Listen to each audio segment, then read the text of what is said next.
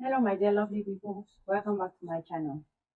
In most of our videos or most relationships, we often talk about the do's, the don'ts in a relationship. So this video is going to be on the don'ts, things you're not supposed to do in a relationship, or things we don't have to do in a relationship. Point number one is do not assume. Do not assume that your partner is doing something that you have not confirmed. If you have any suspicion or any doubt, right? Clear it out with your partner by talking to them about it. Now, if these doubts are still not clear, do your background investigation. Investigate that doubt that you have in your mind. Investigate that thing that you think is not sitting right with you. Don't assume and conclude on that. Because most of the time, we act on this assumption and do things that we cannot come back from it. Like a film I watched the other day, a lady, because her husband travels a lot, suspects that the husband is keeping another family, has a girlfriend in that country. And guess what she did? She went over, cheated on the husband, and got infected. But the husband was not cheating on her. So when the husband discovered, what is he supposed to do? Divorce you. That's the consequence of your cheating because you acted on your assumption. You acted on something you were assuming he was doing, but you do not have concrete evidence or any investigation to make sure that that is true, that you could tell them about it and you not, never approach them about it. So do not assume why in a relationship or a marriage. Have a conversation. Number two, do not interrupt. What people don't understand that in a relationship, the two of you people have opinions. But when you are tabling that opinion, you need the other person to listen to you well, to listen to you without interrupting so that they can understand where you're coming from. But we have the tendency of interrupting our partners or throwing similar things back at them. For example, I have an issue, or I had an issue with my husband, and he did not tell me or did not call my attention to it. Now he has done something because I'm bringing to his attention. He interrupts me and tell me that is what you did the other day. No, if I did that, bring it to my attention, not when I'm telling you about my concerns and you interrupt me by telling me it's the same thing I told you. Another thing is when your partner is talking, they need you to understand, to listen and understand them. But when you constantly interrupt, you throw them out of their pitch or throw them out of what they intended telling you, most of the time we forget what we're saying or it mixes up things in our mind.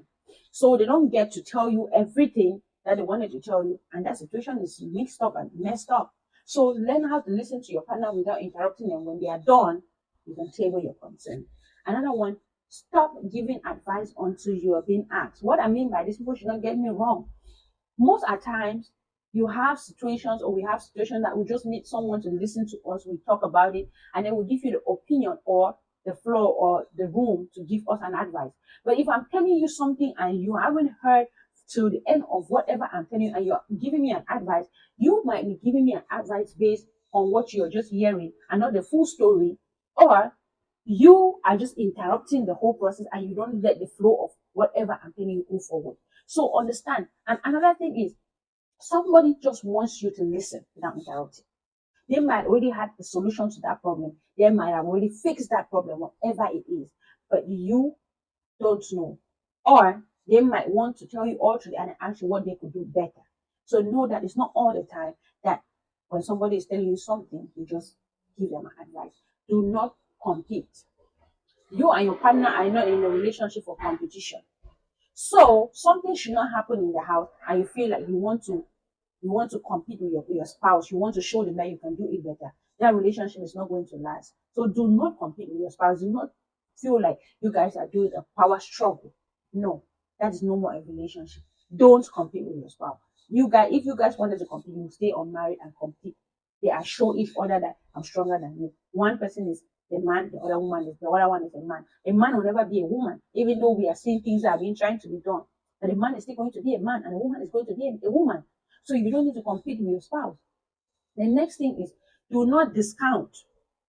Just do not discount your partner. What people don't understand. A lot of us, we have gone to school, we have achieved things, we have gathered this.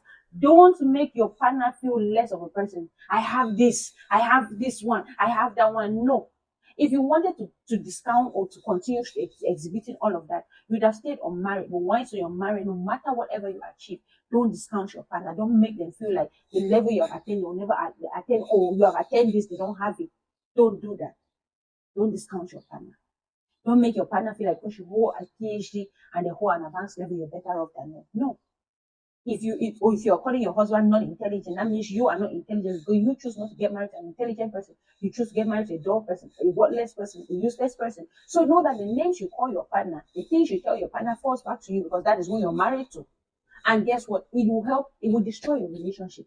Because that person starts feeling it. That means if I'm not worth enough for you, why did you get married to me? So don't do it. Don't discount your partner. The next one is don't force your agenda. So yes, you want something to be done. You are bringing an idea. Communicate that idea to your partner.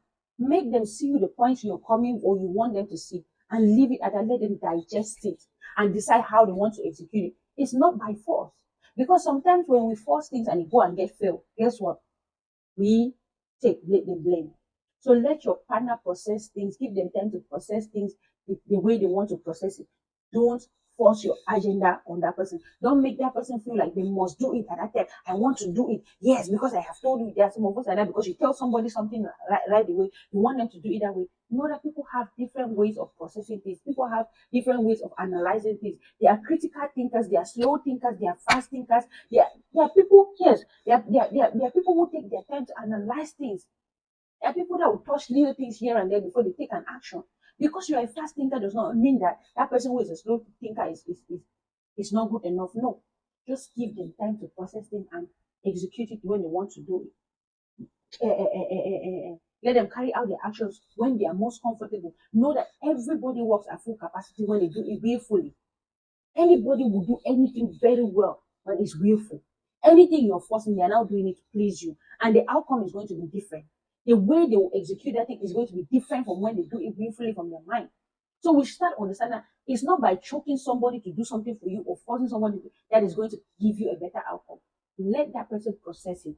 Let them take their time. Let them work on themselves. Then now execute it. You get a perfect outcome. You get a perfect solution.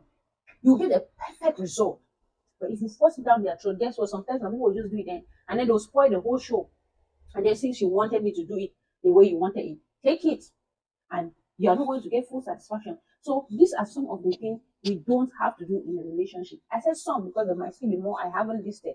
But leave your comment in the comment section on what you think or what you want me to comment on, and we'll hit the floor. So my dear lovely people, please do like, share, comment, and subscribe to my channel. So when next I drop a video, you'll be the first to know. Stay blessed.